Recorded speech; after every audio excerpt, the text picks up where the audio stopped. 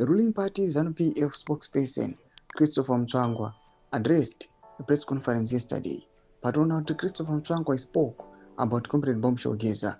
Panguva ino achihighlight achibudataura achiti he was out of Zimbabwe padekwa kusiri kudai he had attended Bombshell Geza's funeral. Salameda mashoko anobudanyogwa panguva ino achitaura pamusoro paComrade Bombshell.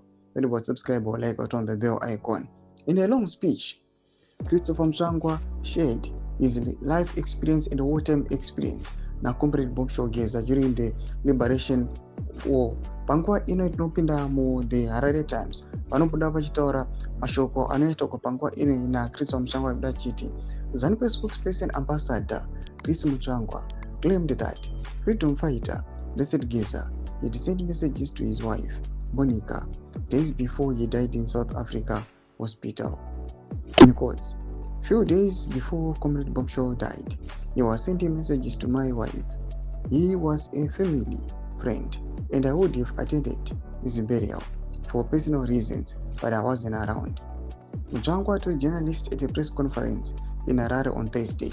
Domashko anobuda panguva ino achitaurwa naMchangwa some few days Comrade Bombshell Geza after he was laid to rest.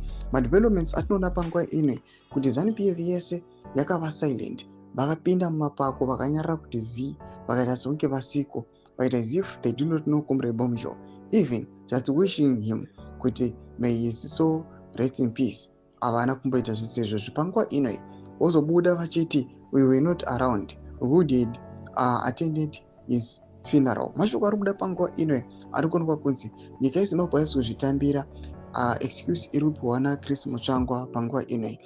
Kunyange zvake akauya akashare his wartime experience na Comrade Bombshell. Zvinoratidza kuti these two were liberation war allies. They fought together.